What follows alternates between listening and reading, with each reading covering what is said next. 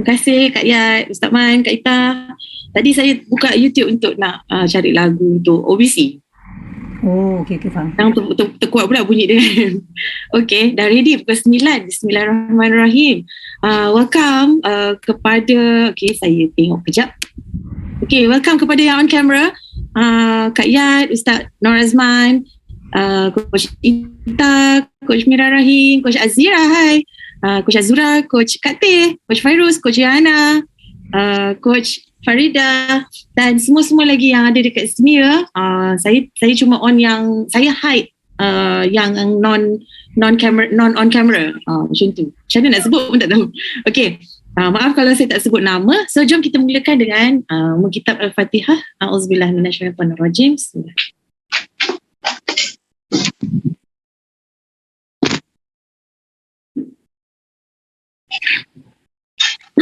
Amin. Alhamdulillah. Okay, kepada yang off camera, no problem. Tapi kepada yang on camera juga tahniah. Alright, saya dah tiba-tiba berdebar hari ni. Bismillahirrahmanirrahim. Terima kasih Coach Yat kerana order saya, book saya untuk Conquer the Day. So kita ada 29 minit sahaja. Saya nak Allahumma salli ala Muhammad. Jom kita mulakan sebab tadi kita dah blast message sebab hari ni ada orang special yang nak kongsi. Semua yang akan berkongsi hari ni adalah semua orang yang special, orang yang wow. Dan yang pertama sekali, tanpalah saya membuang masa sebab Ustaz Man yang pertama akan berkongsi sebab nak bagi momentum kat kita semua. Dan Ustaz Man akan keluar ke IoT Penang sebentar lagi. So kita terus bagi pada Ustaz Man. Bismillahirrahmanirrahim. Jangan terlepas, panggil juga kawan-kawan yang lain. Over to you Ustaz Man. Okey, Bismillahirrahmanirrahim. Assalamualaikum warahmatullahi wabarakatuh. Salam ceria, salam bahagia, salam CTD buat semua leader yang ada dalam ni, terutama yang on video, kerana anda bakal mendengar satu topik yang saya rasa saya nak share dekat semua hari ni yang powerful. Tajuk dia asas pengurusan keuangan. Asas pengurusan keuangan. Financial literacy. Bukan saya nak share pasal financial education. Sebab ramai orang nak financial freedom. Connect tak? Kalau connect, anda kena ready pen, ready minda, ready hati, open to receive. Bismillah. Baik. Ilmu ni powerful dan ilmu ni yang buatkan boleh spotlight tak? Ilmu ni yang buatkan saya rasa macam okey. Terima kasih. Yang saya rasa masa saya dapat ilmu ni saya terus apply dan saya fahamkan sungguh-sungguh dan alhamdulillah dia memang proven dan memang menjadilah. Dan ramai orang ramai orang tahu tapi tak sedar. Baik. Yang pertama, asas pengurusan keuangan kena faham beza antara financial education dan financial literacy. Celik keuangan. Ramai orang belajar keuangan. Siapa sini yang ambil account, yang ambil ekonomi, yang belajar ekonomi asas ke perakaunan dan sebagainya. Itu dipanggil financial education. Jangan main.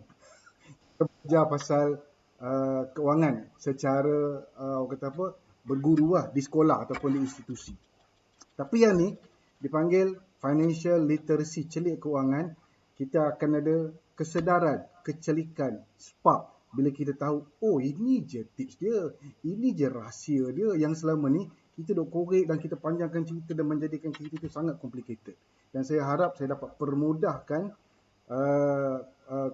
tajuk celik keuangan ni tajuk yang super penting tapi pendek masa dia. Baik.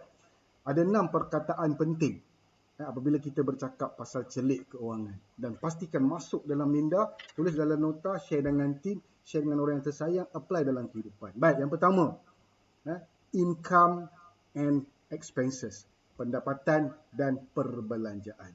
Pendapatan, apa saja yang masuk, sama ada kita kerja ataupun dari segi upah ataupun dari segi commission ataupun royalty. Boleh ada royalty kan, ataupun apa saja duit yang masuk dalam kewangan kita lah. Itu nama dia income, pendapatan. Dan yang kedua expenses, perbelanjaan. Apa yang keluar, apa yang kita belanja sebenarnya. Ramai orang cara dia buat dalam buku akaun, dia catat keluar dan masuk duit dia. Tapi saya yakin ramai orang 90% tak buat. Saya nak tanya yang buat ke nak tanya yang tak buat ni? Kan? Ramai yang tak buat. Saya pun kadang-kadang on, kadang-kadang off. Dan masa saya kerja dulu, memang saya ada buku tiap-tiap bulan. Kita panggil apa? Buku donat kan? Buku donat. Sebab buku tu gambar donat. Jadi saya akan tanya, mana buku donat abang? Macam tu kan. Sebab saya masuk setiap sen yang keluar dan masuk. Saya tulis setiap sen yang keluar dan masuk sebagai catatan perbelanjaan untuk kita rekod. Kita tahu, Julai kita belanja kat mana banyak kan. Ogos kita akan ada anggaran perbelanjaan. Kita nak expand untuk apa? Contoh, bulan Ogos dah ada dah. Yang ni plan ni untuk ini. Contohlah road tax kereta. Barang yang ke depan. Lesen mati. Kan? Contoh. Itu pendapatan dan perbelanjaan. Dua perkataan ni, income and expenses. Yang kedua, tadi dua perkataan ni, ada dua lagi, asset and liability. Asset and liability. Okey, asset ni apa dia? Ramai orang faham aset ni rumah, bond, saham, aset. Saya ada aset kereta. Kereta aset. Okey. Liability ni bebanan, tanggungan, tanggung. Betul, tapi salah. Ilmu tu betul, tapi tanggapan kita, mindset kita salah. Baik.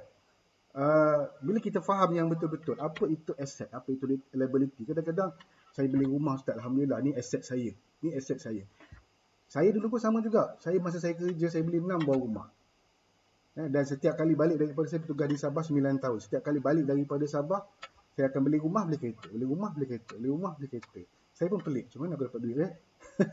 Kan? Sebab masa tu saya belajar pasal keuangan. Saya dah start jadi, sebelum sebelum saya jadi cikgu, saya adalah takaful, apa dipanggil? Ejen takaful Malaysia, K446. Masa tu staff takaful. 2 tahun. Kemudian saya terlibat dengan public mutual. Sempatlah join MDRT, $1 billion round table sebagainya. Mana kalau kita buat sales 100,000, 1 million tu biasa. Masa tu cikgu tau, Dan saya rasa no life. Habis kerja pergi pejabat keluar daripada sekolah tu, saya terus berurusan dunia keuangan. Kemudian banyak lagi lah. Saya pergi ke seminar saham, belajar master saham, siap main tu, bullish, bearish apa semua tu memang ada dalam pengetahuan saya dulu. Tapi bila saya nampak, no, this is not what I want. Ya Allah, kau nampakkan aku what is the next jalan. Allah nampakkan platform Herbalife lah. Okay? Tapi bukan itu cerita dia. Cerita dia nak faham apa itu aset. Kefahaman saya salah apabila saya ingat rumah itu aset. No, rumah bukan aset. Hello, Assalamualaikum. Knock. Okay, rumah bukan aset. Kenapa Ustaz Man ni ajar ilmu tapi tak tahu ilmu dia betul ke tidak? Rumah akan menjadi aset apabila dia masuk duit kepada kita.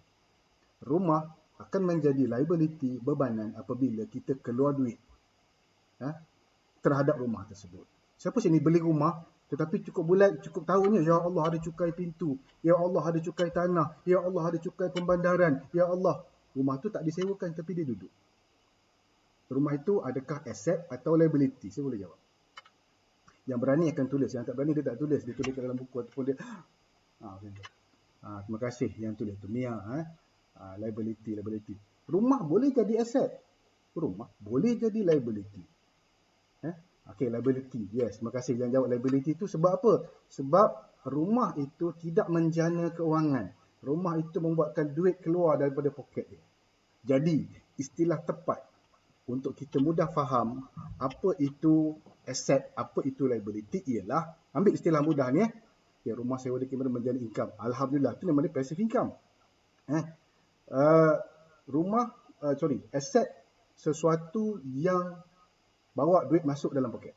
Put money into your pocket. Liability, sesuatu yang take out money from your pocket. Yang buatkan kita keluar duit. Kereta boleh jadi aset ataupun liability. Assalamualaikum. Kereta boleh jadi aset kalau kereta itu menjana keuangan. Why not? Kereta boleh jadi liability. Kalau yes, betul, PT Sharif, PT Sharif paling handsome. Kereta boleh jadi liability kalau kita selalu kena keluar duit dekat dia. Kita rasa nak beli kereta baru tapi kita tak sedar. Nanti cukup tahun, wah dia punya insurans road tax, Masya Allah, habis duit kita punya commission selama ni. Kan? Lebih baik pakai kereta yang tak memerlukan kos yang tinggi dari segi penyelenggaraan. Kereta lama tetapi rupa baru. Saya ada satu kereta yang orang PM kat saya, Ustaz, kereta ni Opel Stenggan dalam kondo. Masya Allah, tabarakallah kan. Yang faham tak faham sudah. Okey. Jadi maknanya perkataan yang seterusnya ialah asset and liability. Orang bank ada dalam ni, Lola orang bank, Mak Rimau, dan saya rasa ramai orang bank, orang insurans mungkin boleh betulkan saya kalau saya salah. Asset ialah sesuatu yang masukkan duit dalam poket kita, dan liability adalah sesuatu yang keluarkan duit daripada poket kita. Dan perkataan yang terakhir yang sangat penting, yang menentukan anda akan jadi jutawan, anda akan jadi kaya, akan jadi jutawan pemurah dunia akhirat, ialah nama dia cash flow. Cash flow. Keluar masuk duit ataupun cash flow lah, sejauh mana pengurusan keuangan kita. Ada orang duit masuk banyak, dia dapat 3,000 income herbalan, ataupun income apa-apa lah, pendapatan gaji dan sebagainya, 5,000, 10,000, 20,000, 30,000, even kalau dalam herbalan 30,000, 50,000, 80,000, 100,000 tu ramai. Tapi apa kelemahan dia yang membezakan dia orang miskin orang kaya? Ialah cash flow. Yes, dia tak ada liquid, dia tidak ada cash flow yang baik. Cash flow dia negatif. Dapat 100,000, habis 140,000. Dapat gaji 10,000, belanja 15,000. Very weak cash flow. Jadi sekarang ni, hello, Assalamualaikum. Tengok diri kita balik, saya bukan cakap kawan lain, tengok diri saya. Macam mana kita nak perbaiki cash flow kita? Kita nak upgrade cash flow kita. Apa yang perlu kita kurangkan? Apa yang perlu kita tambahi supaya menjana keuangan?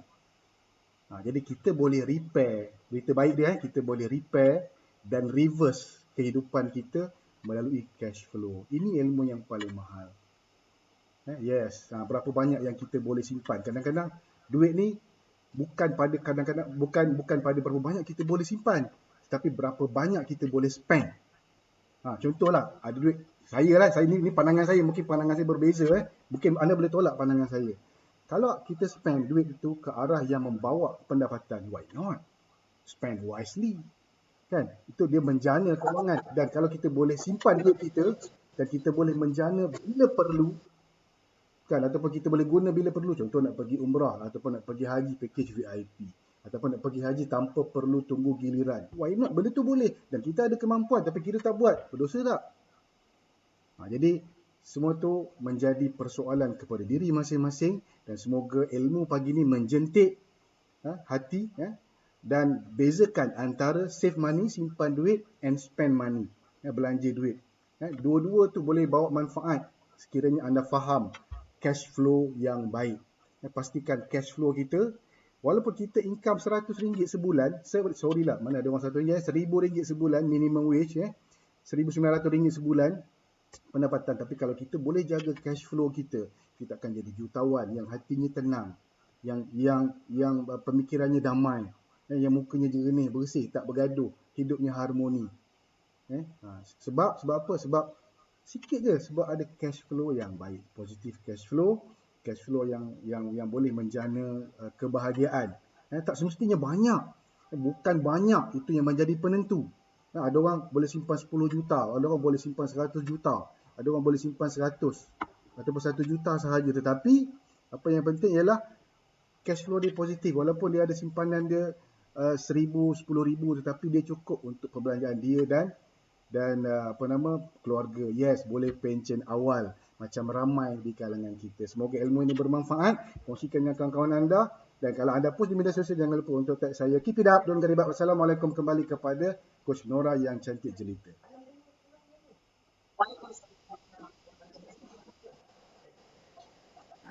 Banyak, ramai. Terima kasih juga kepada yang komen yang di situ, yang tolong typekan di chat. Ya Allah, Masya Allah, tabarakallah.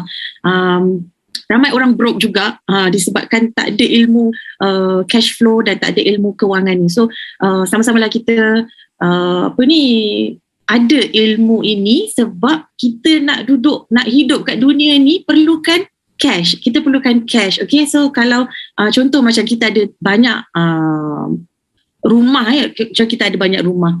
So masa time-time PKP lah, time-time tu lah orang tak ada pekerjaan, bolehlah lepaskan liquidate-kan salah satu rumah tu untuk mendapatkan cash untuk nak perbelanjaan dan expenses anda yang lain-lain. Tapi itu bukan saranan lah. Kalau ada cash yang lain tak perlulah lepaskan. Betul tak? Tapi saya ada dengar daripada satu president team, dia kata dia ada 14 rumah dan dia lepaskan beberapa rumah, mungkin 1 atau 2 kot, untuk nak cover balik all the expenses yang ada sebelum-sebelum ini. Jadi itulah baru dinamakan aset. Okay, bukannya duduk dalam rumah tu lepas tu saya dah beli rumah, saya dah start kerja, saya dah boleh beli rumah sebab saya dah mampu buat loan. No, it's not that. Betul tak Ustaz Man? So time-time kita memerlukan, itulah kita boleh liquidatekan the asset, the unit kan. Okay, alhamdulillah, masya-Allah, tabarakallah. So ada siapa ke yang nak berkongsi? Sampai tu saya nak ucapkan terima kasih kepada Mai, tolong kongsikan apa yang Ustaz Man ada kongsikan tadi, right? So siapa yang nak berkongsi boleh unmute your mic.